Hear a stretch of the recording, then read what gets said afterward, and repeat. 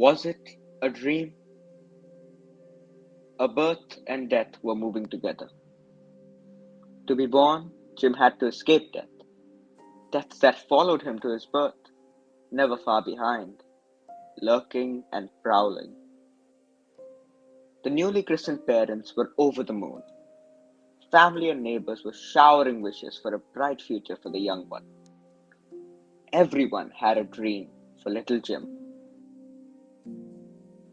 Jim wasn't fit to leave hospital.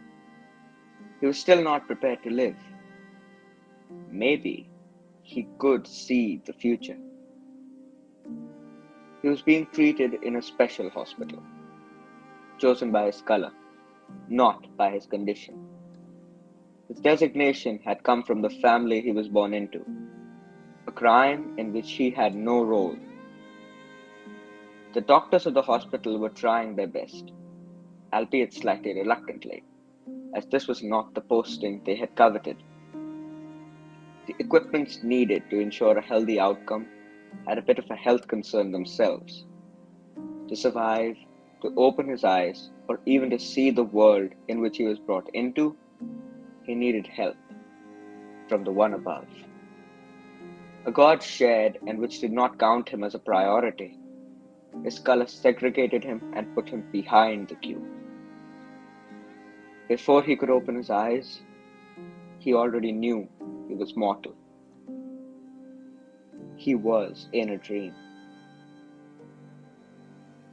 He should have lost the battle to survive, and he would have not been an exception in his neighborhood, where not many of the newborns came home. The random roll of all the dice fell in his favor. He would have to command more of these dice just to construct life. He would come to a home in a house which was more of a shelter, built with tin roof and thatched walls. All of the house had 2 rooms.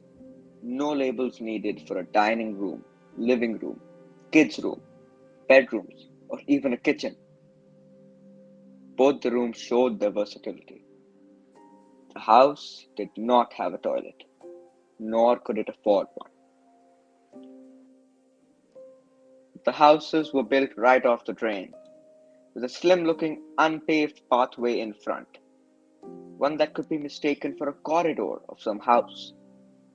Densely packed, the houses utilized every inch of the space. An inch is not hyperbole here, drains being the natural separator between them. No open spaces, no playgrounds, no playgrounds worth playing. It wasn't that Jim's family and neighbors chose to live here. It was chosen by the state for them. It was decided by their birth. The color allocated only this. Any place with clean water, pure air, good sanitation, less filth, more hygiene, a few necessary utilities, and lesser notoriety would have helped him to grow into a healthy and prosperous adult. But he had to contend with what state decided his color should get, and then the law prohibited his color to live outside. People of his color were to be kept segregated. Jim still saw the dream. Even though malnutrition and sanitation regularly devoured children, Jim still did not give up and remained alive. At the age of 6, he was in need of some education, an education he pursued. The city was home to some of the finest state-run schools, where children were provided with the best of the learning facilities by some of the best teachers. But he was not allowed in any of those. His color chose. He had to go to a school preordained by the government, a segregated school, poorly funded. The public money went to the schools of the privileged by birth. The school was equipped with leaking roofs, sagging floors, and windows without glass, definitely filthy. The books were non existent, and if ever, then they were hand me downs. The desks were broken and never enough for the crammed class. The overcrowded facility had few teachers, poorly paid and insufficiently trained. And what Jim will learn was also restricted, chosen by the color of his skin. It was decided that he did not need to know about the Constitution or any other subject which might have told him about his rights. He was not taught to succeed, but to serve the ones who were getting educated in schools unlike his. His education was stunted and by design.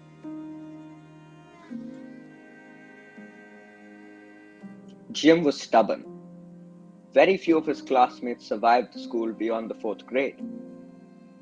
He finished it. He believed in the dream. He was ready for a college. The preordained college will not let him enroll for a professional, technical, or managerial course. He has to choose what courses are left, and left him wondering whether these courses even justified the years in college. When in college, he will also learn why his color did not have the genes to build superior intellect. That too with a scientific theory. Seems the system wanted him to stop. He seems to have surprised the state by coming so far. The college system is not going to remain surprised though. It has already put in place enough statutes and decrees to stifle his exit with a degree in hand. 9 in 10 perished before the door, literally decimated. Jim refused to perish. He graduated, the first in his community. He had a dream. He wanted a job. Like in college, his color chose the fields of work. He was forbidden to work as a doctor, lawyer, or a policeman, and his stunted education will rule out most of the others. The options to choose from were not spoiling. He could work as a worker, a laborer, a driver, or any job which a white man does not want to do. He picked the best, a worker at a factory. Jim held the dream. The jobs did not come close to his community. To work as a laborer in a factory after pursuing college and surviving school, he had to travel hours every day. To earn an honest living, he had to travel by train in a segregated coach, sardined. The same train had a different coach for the colorless.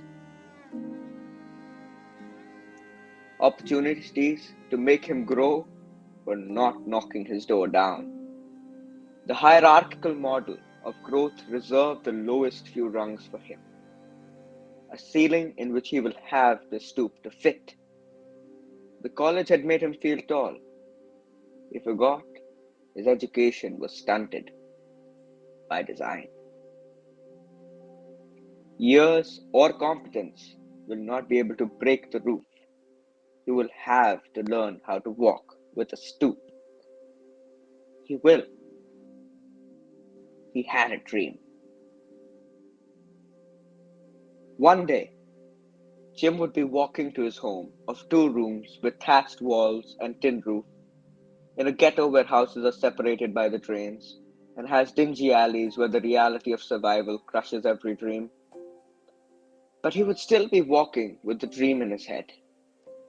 A dream that all men are created equal. A dream that the destiny of a newborn will not be decided by the color of his skin.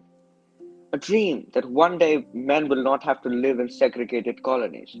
A dream all children will be taught based on merit and not on color. A dream that a youth will get a job which he deserves and not what he was born into. A dream that one day the door of the God will not discriminate. A dream which is not in black and white. A dream that every man will be able to dream. His dream will get interrupted.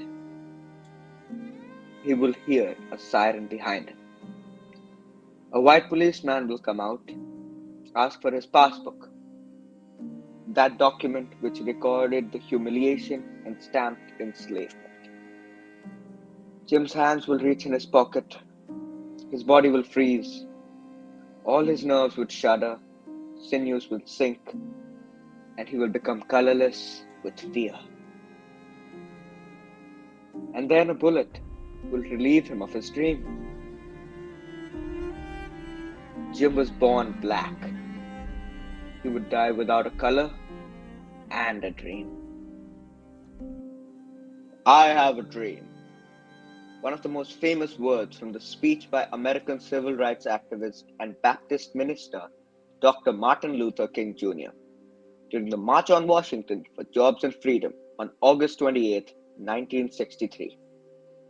He exhorted 8 times, "Is it still just a dream?" After 60 years of the famous rendering at the Lincoln Memorial, where 200,000 people were in attendance. Racism is not a stereotype, nor is it just an apprehensive reaction towards people from another race. It is a methodical system of oppression and exploitation developed by the governments wide and deep across the globe. It is an economic model to further a state's economy by institutions of the state, where one human race is a resource, more like animals. A well-structured system developed over centuries, improved upon and upon, practiced by all of the colonial powers, some more brutally and shamelessly than others. When slave trading is the main export of countries, when empires are built on their capability to resource the slaves, then an entire continent becomes a mine for the slaves, to be plundered and pillaged.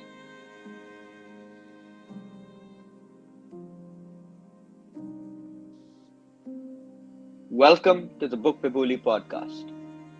The United Nations has declared 31st August as the International Day for People of African Descent. To honor, we will podcast our next series, Erace, a series on the barbarity of racism. We will discuss 4 books which show us the cruelty and the oppression people have had to endure. How a man's color destined his death in a court. How a child's birth becomes a crime. How to not get killed by a cop on the street. How not to lose your farm and your title too. Let us dream that no Jim will be called Jim Crow.